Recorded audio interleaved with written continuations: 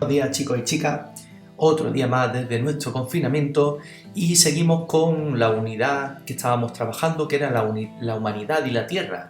El lunes en lengua, aunque no nos tocaba esto exactamente, pero estuvimos trabajando un texto relacionado con la capa de ozono y cómo la mano del hombre pues tuvo que ver en la destrucción de parte de esta capa de ozono. Todavía no entendemos muy bien las repercusiones que eso tuvo en su momento y es lo que voy a explicar hoy. Fijaros, el Sol, aunque esto está mal dibujado, mal expresado, el Sol es muchísimo más grande y la Tierra muchísimo más pequeña y todo está muchísimo más alejado, pero había que reflejarlo de alguna manera en el dibujo. El Sol emite llamaradas solares, emite luz, emite calor, emite una serie de radiaciones y parte de esa luz, calor y radiaciones pues llegan a la Tierra. Esto está súper exagerado la imagen, pero bueno, para que os hagáis una idea, ¿vale? ¿Qué es lo que ocurre? Que parte de lo que llega a la Tierra es radiación que se llama ultravioleta y esta radiación ultravioleta también es conocida como rayos UVA. Seguro que os sonará de las cámaras que hay para ponerse morenito. Hay gente que se mete sesiones, se mete en esas cámaras con esas bombillas que emiten rayos UVA y sirve para que te pongan morenito. Ahora, si te pasa un poquito, lo que te puede ocurrir es que te quedes tostadito más que morenito, ¿vale? Entonces hay que tener bastante cuidado con este tipo de medidas estéticas porque hay gente que se vuelve adicta a estar moreno y desarrolla este moreno, incluso desarrolla cáncer de piel, que no es algo que nadie desee tener, ¿vale? Entonces los rayos UVA pueden resultar peligrosos, de hecho resultan peligrosos. Una cantidad muy pequeñita pueden ponerte moreno, pero una cantidad excesiva es peligroso. ¿Qué tiene que ver la capa de ozono con estos rayos UVA?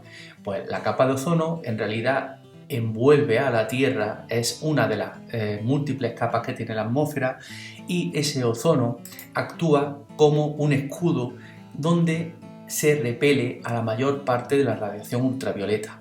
Sigue traspasando parte de la radiación ultravioleta, llega a nosotros, pero como habéis visto en esa imagen, vuelvo a pasarlo para atrás, vuelvo a pasarlo para adelante, ¡pum!, rebota la mayor parte de la radiación ultravioleta, ¿vale? ¿Qué es lo que ocurrió?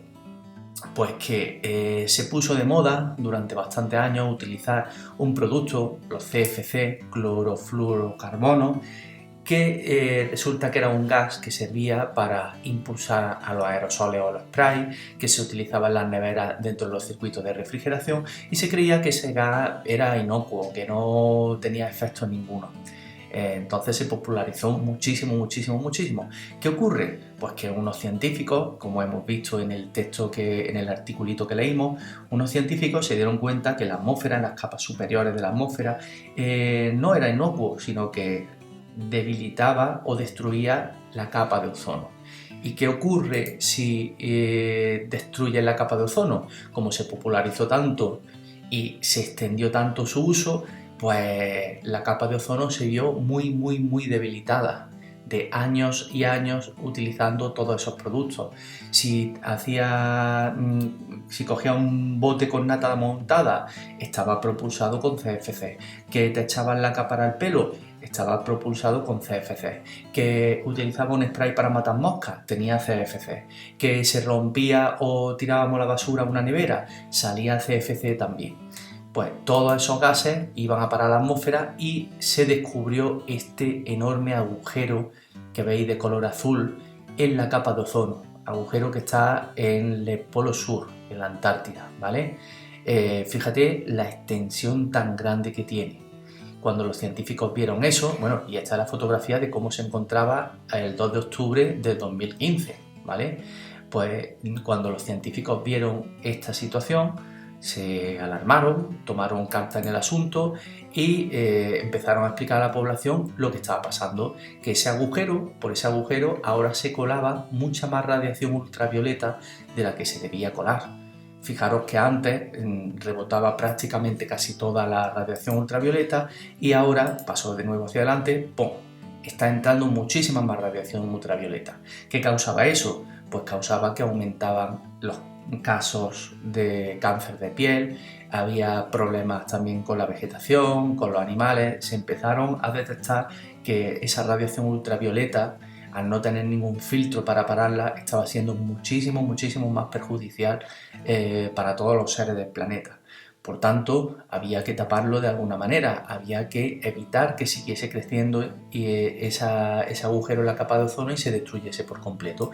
Por eso se prohibieron esos clorofluorocarbonos. Mirad, nosotros hemos estado viendo que el medio físico, en los ecosistemas, está formado por medio físico y medio biológico. El medio físico no influye, es decir, la temperatura influye en el tipo de ser que pueden vivir ahí, el tipo de salinidad del agua puede ser determinante para ver qué peces pueden vivir ahí o no, pero los medios biológicos, los seres que viven en ese medio físico, no son únicamente los que reciben del medio físico todas esas consecuencias, sino que nosotros también, el medio biológico también altera el medio físico. Y prueba de ella la tenemos con los seres humanos. Los seres humanos estamos modificando el medio físico. Los seres humanos, al utilizar esos sprays de forma masiva, esos clorofluorocarbonos, hemos provocado un cambio en el medio físico, hemos provocado que la capa de ozono se vaya destruyendo y esa destrucción de la capa de ozono vuelve a afectarnos a todos los seres humanos, a todas las plantas, a todos los animales, en definitiva a todos los seres que habitan en el planeta. Por eso es importante que veamos no solamente que el medio físico influye en el medio biológico, sino que los seres que vivimos también en ese ecosistema influimos en el medio físico, lo modelamos, lo deterioramos, como ocurre en el caso del ser humano, que somos prácticamente el ser que más modifica ese medio ambiente, ¿vale?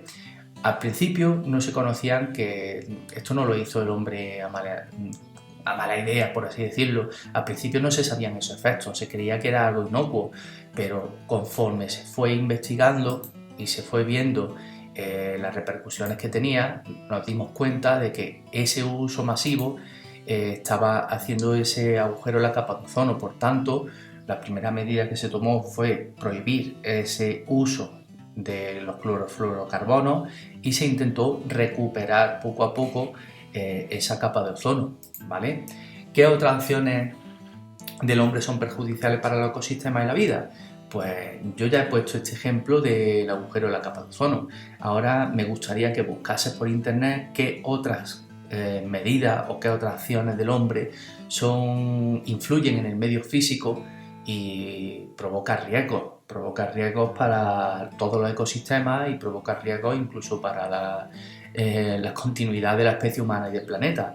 Por tanto, os invito a que busquéis por internet qué otras acciones del hombre, de las que nosotros hacemos habitualmente, pues están siendo perjudiciales para los ecosistemas y la vida, ¿vale?